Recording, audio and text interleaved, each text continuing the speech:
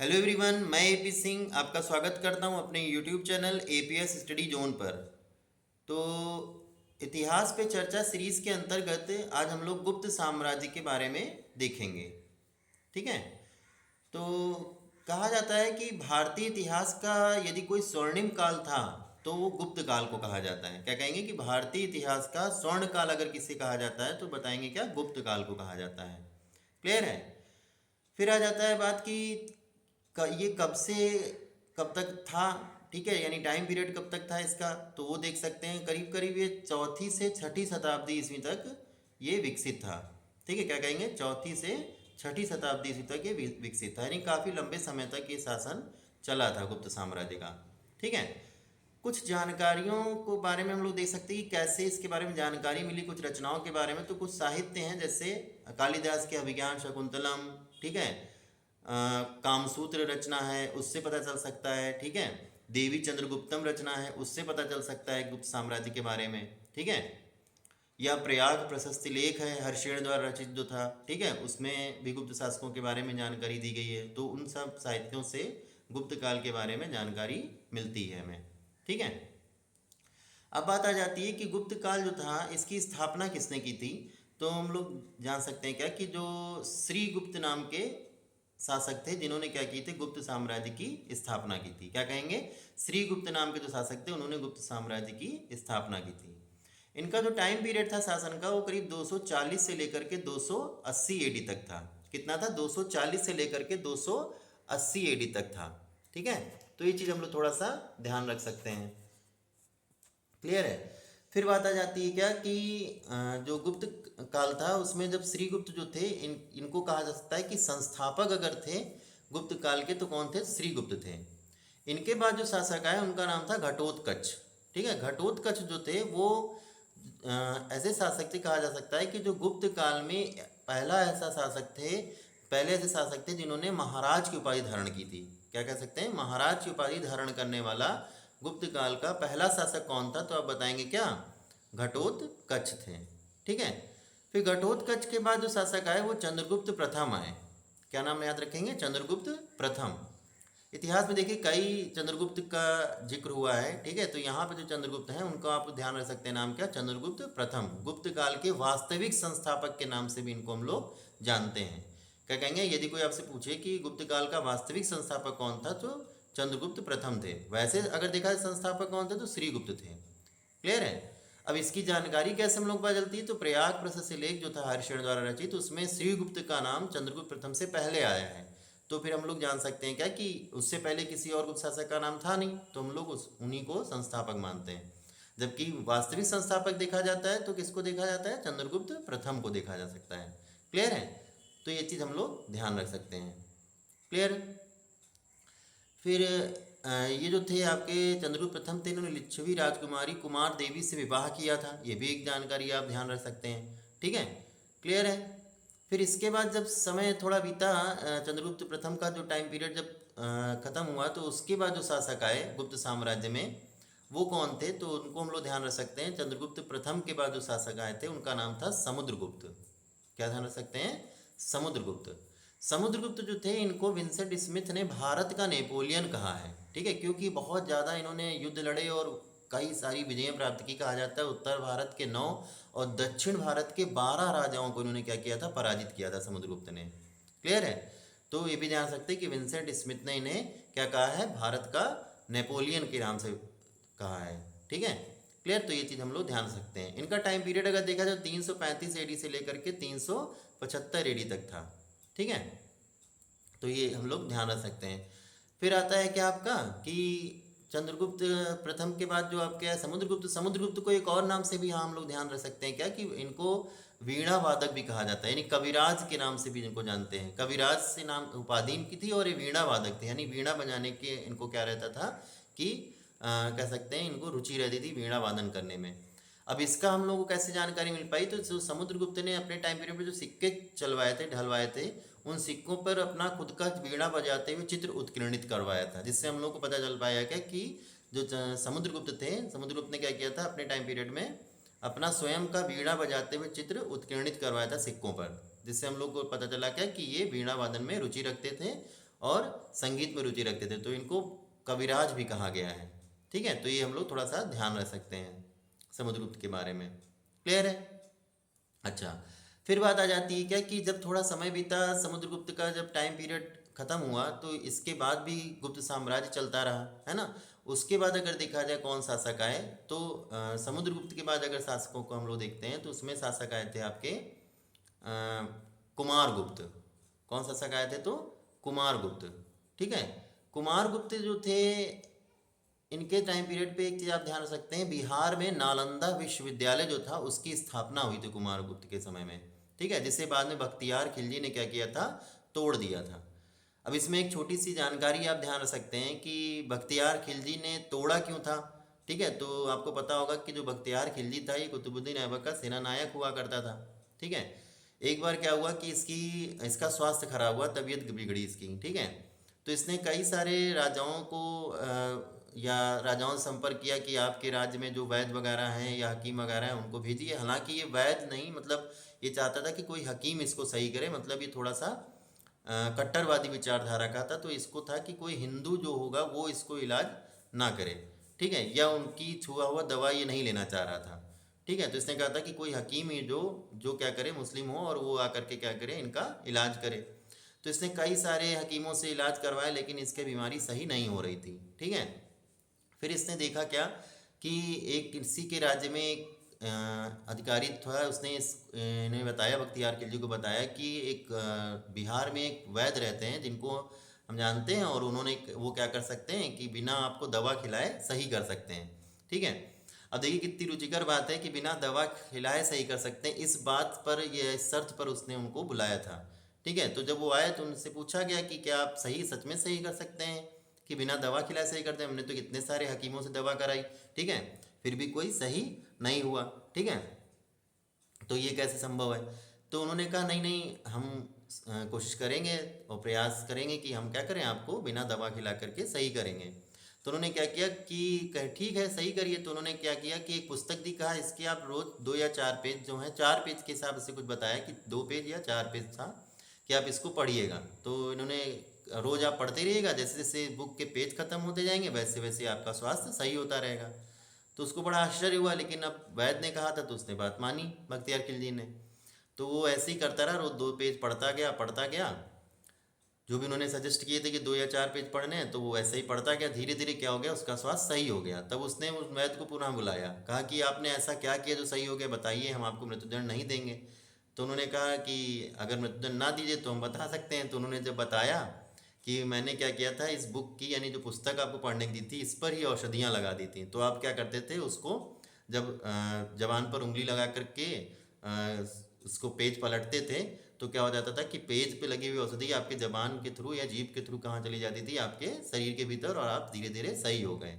ठीक है, तो उसने कहा कि नहीं, तुमने हमें क्या दिया, धोखा दिया, और मैंने तुम्हारी छुई हुई क्या करी, औषधि का प्रयोग किया। जिससे वो काफ़ी क्रोधित हुआ।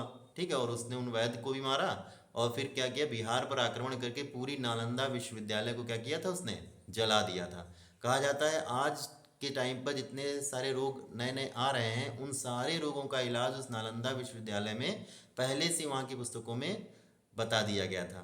ठीक है, यानी जो उस समय के वैद्य थे, उन्होंने भविष्य में आने वाली बीमारियों का उपचार भी वहाँ पर लिख रखा था।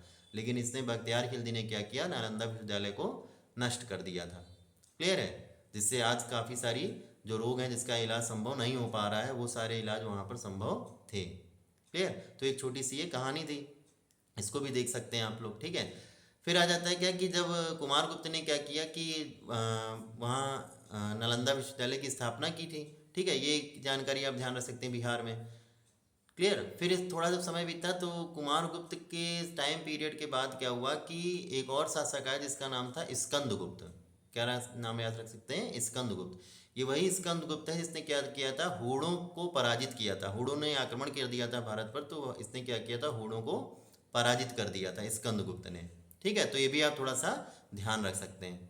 क्लियर है? और स्कंदगुप्त के द्वारा किया गया एक और कार्य था कि स्कंदगुप्त ने क्या किया था कि जो सुदर्शन झील थी उसका पुनरुद्धार कराया था, जिसको चंद्रगुप्त मौर्य ने बनवाया था। बाद में रुद्रदामन ने उसका पुनरुद्धार करवाया था। फिर बाद में स्कंदगुप्त ने भी उसका क्या किया, पुनरुद्धार कराया। वो बहुत जीर्ण अवस्था में चली गई थी, तो धीरे धीरे जाके उसको फिर से क्या कराया, इसने सही करवाया स्कंदगुप्त ने। ठीक है, तो आप इसको ध्यान रख सकते हैं कि हूणों को पराजित करने वाला शासक कौन था, तो स्कंदगुप्त था। क्लियर।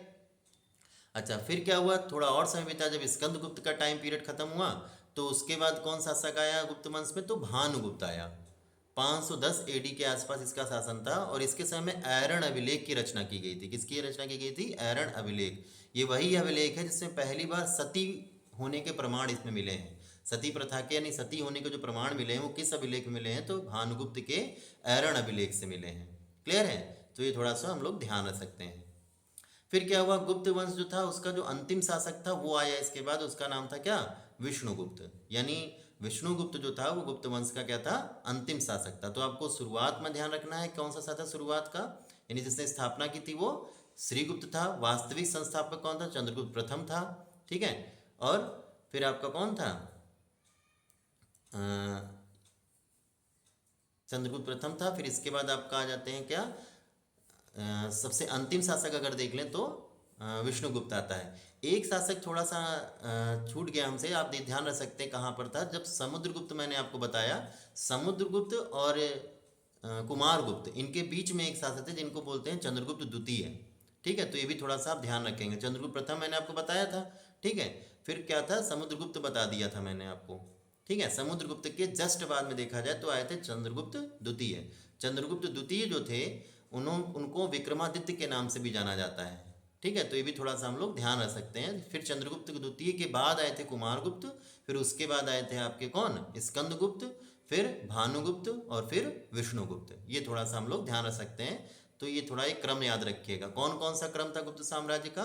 तो सबसे पहले श्रीगुप्त, फिर घटोत्कच, फिर चंद्रगुप्त प्रथम, फिर समुद्रगुप्त, फिर चंद्रगुप्त द्वितीय, फिर कुमारगुप्त, फिर स्कंदगुप्त, फिर भानुगुप्त और विष्णुगुप्त, यानी अंतिम शासक विष्णुगुप्त था। क्लियर है, तो ये थोड़ा सा हम लोग ध्यान रख सकते हैं। क्लियर। तो एक चीज़ ये भी ध्यान रख सकते हैं कि गुप्त साम्राज्य मैंने बताया था क्या था, कि बहुत लंबे पीरियड तक चला और काफ़ी इसमें सुदृढ़ व्यवस्था थी हर चीज़ की, तभी इसको कहा जाता है क्या कि भारतीय इतिहास का अगर स्वर्णिम काल कोई था तो कौन सा था, तो गुप्त काल ही था। क्लियर है, तो ये थोड़ा सा हम लोग ध्यान रख सकते हैं इसको। ठीक, इसके बाद अगर कोई काल देखते हैं तो कौन आया था, तो आपको पता है पुष्यभूति वंश आया था। इसके बाद गुप्त काल के बाद कौन सा वंश आया था, तो पुष्यभूति वंश आया था। पुष्यभूति वंश में अगर देखा जाए कौन शासक था, तो पुष्यभूति वंश का शासक जो था, कहा जाता है ये जो पुष्यभूति वंश आया था, जिसको हम लोग वर्धन वंश के नाम से भी जानते हैं। पुष्यभूति वंश को किस नाम से जानते हैं, तो वर्धन वंश के नाम से भी जानते हैं। ठीक है, तो वर्धन वंश में क्या हुआ था कि आपको पता है कि ये पश्चिमी भारत के क्षेत्र में विकसित हुआ था, हूणों के आक्रमण से जस्ट पहले और गुप्त साम्राज्य के पतन के जस्ट बाद कह सकते हैं। बिल्कुल उसी टाइम पीरियड बीच में बिल्कुल विकसित हुआ था ये भारत के पश्चिमी क्षेत्र में पुष्यभूति वंश। पुष्यभूति वंश का संस्थापक कौन था, तो पुष्यभूति ही था। कौन था, पुष्यभूति था। लेकिन जो प्रतापी शासक था पुष्यभूति वंश का, वो कौन सा था, तो प्रभाकर वर्धन था। कौन थे, प्रभाकर वर्धन थे। ठीक है, फिर प्रभाकर वर्धन जो थे, इनकी पत्नी का नाम था यशोमती। क्या नाम था, यशोमती। ठीक है, इनके 2 पुत्र थे और एक पुत्री थी प्रभाकर वर्धन के। प्रभाकर वर्धन के जो पुत्र थे उनका नाम था क्या, राज्यवर्धन, और एक का नाम था हर्षवर्धन, और पुत्री जो थी उसका नाम था राजश्री। ठीक है, पुत्री का विवाह जो हुआ था वो कन्नौज के शासक एक थे ग्रहवर्मा। कौन थे, कन्नौज के शासक थे ग्रहवर्मा, जिनके साथ क्या हुआ था, इनकी पुत्री का विवाह हुआ था, राजश्री का विवाह हुआ था। क्लियर है, तो ये चीज़ थोड़ा सा हम लोग ध्यान रख सकते हैं। फिर आ जाता है क्या कि जो ग्रहवर्मा थे, इनकी हत्या कर दी थी एक शासक थे देवगुप्त। कौन शासक थे, देवगुप्त जो शासक थे, उन्होंने क्या की थी, ग्रहवर्मा की हत्या कर दी, और जो प्रभाकर वर्धन की पुत्री यानी राज्यवर्धन और हर्षवर्धन की जो बहन थी राजश्री, उनको बंदी बना कर लेकर चले गए। अब ये बात जो थी ये किसको बुरी लग गई, हर्षवर्धन तो उस समय छोटा था, ठीक है, छोटे थे, तो उनके जो बड़े भाई थे राज्यवर्धन, उन्हें ये बात बहुत बुरी लगी, तो उन्होंने क्या किया, देवगुप्त के ऊपर आक्रमण करके देवगुप्त की हत्या कर दी। अब जब देवगुप्त की हत्या जब से की उन्होंने राज्यवर्धन ने, वैसे ही तुरंत क्या हुआ, उनका एक मित्र था शशांक, जिसने, आपको ध्यान होगा, शशांक जो था बिहार में बोध गया में एक बोधि वृक्ष था जिसको इसने कटवा दिया था। ये शैव धर्म का अनुयायी था, बौद्ध धर्म को मानता नहीं था, तो इसने क्या किया, बोधि वृक्ष को कटवा दिया था। ठीक है, तो यही शशांक ने क्या किया, राज्यवर्धन की धोखे से हत्या कर दी। क्या कर दिया, राज्यवर्धन की धोखे से हत्या कर दी। क्लियर। फिर क्या हुआ कि जब राज्यवर्धन की हत्या कर दी और जो उनकी बहन थी राज्यवर्धन की या हर्षवर्धन की जो बहन थी राजश्री, उनको इसने बंदी बना लिया। ठीक है। फिर क्या हुआ, करीब 606 ईस्वी में हर्षवर्धन राजा बना। तो हर्षवर्धन को आपको याद होगा कि हर्षवर्धन को हम लोग शिलादित्य के नाम से भी जानते हैं। जब हर्षवर्धन राजा बना तो उसने क्या किया कि आक्रमण किया इनके राज्य पर और अपनी बहन को आज़ाद कराया, स्वतंत्र कराया। ठीक है। और किसको हराया था, तो आपको पता है किसको, शशांक को। ठीक है। तो ये चीज़ हम लोग थोड़ा सा ध्यान रख सकते हैं। क्लियर।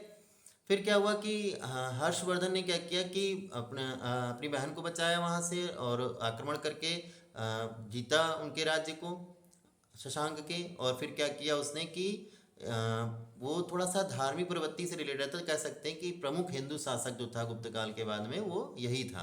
ठीक है। जो बहुत ज़्यादा विख्यात था। और ये क्या करता था, हर 5 वर्ष पे प्रयाग में क्या करता था, महासम्मेलन आयोजित कराता था और अपने जो द्वारा जो 5 साल में संपत्ति वगैरह जीतता था उसका उसको सब दान कर देता था वो प्रयाग में। क्लियर है। तो इसके ये भी इसका क्या था, एक बहुत बड़ा गुण था जिसको आप लोग ध्यान रख सकते हैं। इसने क्या किया था, 3 नाटकों की रचना भी की थी, प्रियदर्शिका, नागानंद और रत्नावली। ठीक है। प्रियदर्शिका, नागानंद और रत्नावली। कहा जाता है धावक नामक कवि जो थे उन्होंने हर्षवर्धन से पुरस्कार ग्रहण करके क्या किया था कि इन नाटकों की रचना कर दी थी। क्लियर है। लेकिन नाम इन्हीं का था कि हर्षवर्धन ने क्या किया था, इनकी रचना की। अब ये इस बारे में कितनी सच्चाई है ये तो इतिहासकार लोग ही जाने। ठीक है। उन्होंने ही इसके बारे में बताया है कि ऐसा कुछ हुआ था उस टाइम पीरियड पर। क्लियर। वैसे तो हम लोग जानते हैं क्या कि हर्षवर्धन ने इन तीनों नाटकों की रचना की थी। कौन कौन से नाटक थे हर्षवर्धन के, तो प्रियदर्शिका, नागानंद और रत्नावली, ये 3 नाटक थे। क्लियर है। तो ये थोड़ा सा हम लोग ध्यान रख सकते हैं। एक बार हर्षवर्धन के बारे में देख सकते हैं क्या कि जो हर्षवर्धन था वो क्या था, प्रभाकर वर्धन का लड़का था। ठीक है। प्रभाकर वर्धन के 2 लड़के, एक पुत्री थी। ठीक है।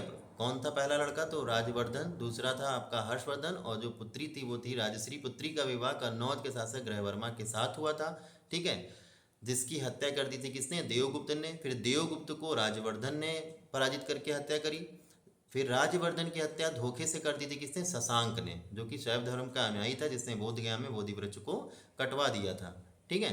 फिर शशांक को पराजित किया था किसने, हर्षवर्धन ने।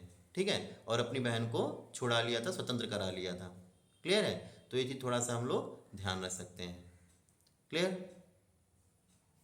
तो ये आज मैंने आपको छोटी सी थोड़ी जानकारी दी गुप्त साम्राज्य के बारे में और पुष्यभूति वंश के बारे में, जिसको हम लोग वर्धन वंश के नाम से भी जानते हैं। क्लियर है। आई होप कि वीडियो आपको अच्छा लगा होगा। अगर वीडियो आपको अच्छा लगा है तो वीडियो को लाइक कीजिएगा, शेयर कीजिएगा और चैनल को ज़रूर सब्सक्राइब कर लीजिएगा। Thank you.